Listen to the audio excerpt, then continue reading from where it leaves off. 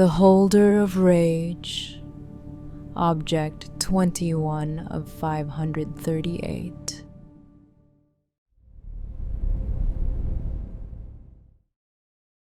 Welcome back to Karma Quietly Whispers.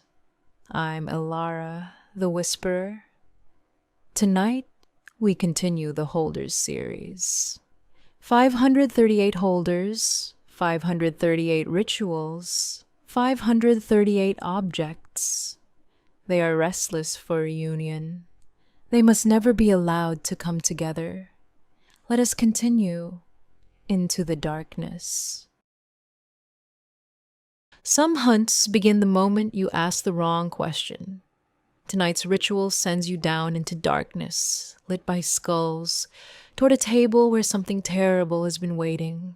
Patient, glassy-eyed, and perfectly still. The Holder of Rage will tell you about a man, every deed, every murder, every moment up to and including this one. And if his name is the last thing she speaks, you will never be heard from again. In any city, in any country, go to any mental institution or halfway house you can get yourself to.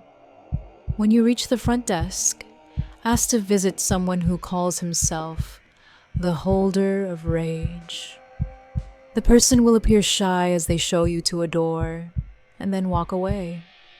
When you enter the door, you will be looking down a staircase that descends into darkness. As you descend the stairs, you will begin to hear screams. The screams will come from a throat of indeterminate origin. If the screaming stops at any time, shout to the darkness. Resume your business. I do not wish to intrude. If the screaming does not come back, there is nothing you can do, for you will be dead before you know what happens. If the screaming continues, you may move on. Eventually, you will see light coming through the cracks in a door. Go through this door and you will be in what appears to be a medieval dungeon.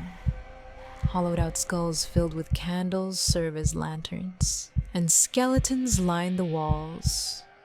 There will be a wooden table in front of a fire inside a fireplace. On this table is the severed head of a 4-year-old girl, staring ahead with glassy eyes. Step up to the table and look the head in the eyes. In a clear, commanding voice, ask, who will stop them from coming together? The head will look you in the eyes and tell you the tale of a man.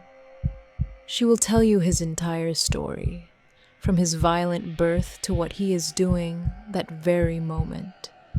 His deeds will be recounted in horrifying detail. He is a murderer of which the likes have never been seen, and he is just as mad.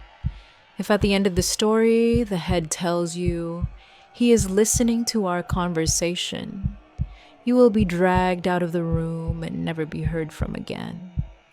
You will experience all of the most horrifying things ever conceived, and you will be kept alive until you have experienced them all.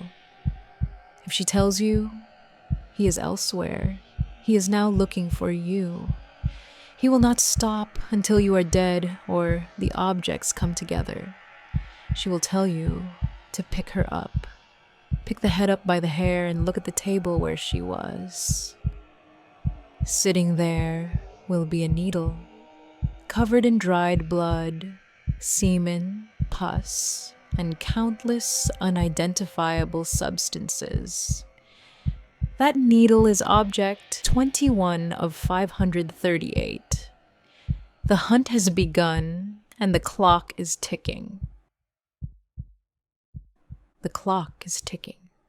That closing line stays with me long after the story ends, because unlike so many of these rituals, this one doesn't conclude. It initiates something. You leave that dungeon, and the hunt begins. He is already looking for you. He will not stop.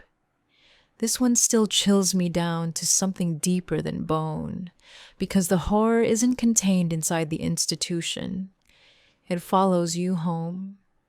Never seek this holder if you're not prepared to keep moving for the rest of your life. And ask yourself tonight, if a severed child's head told you his name, would you even recognize it when you heard it again? That's tonight's story. Another object. They must never come together. Thank you for staying with me. If this one appeals to you, like this video and comment below. Subscribe so you don't miss the next story. I will see you soon. Sleep carefully. The next story will be waiting.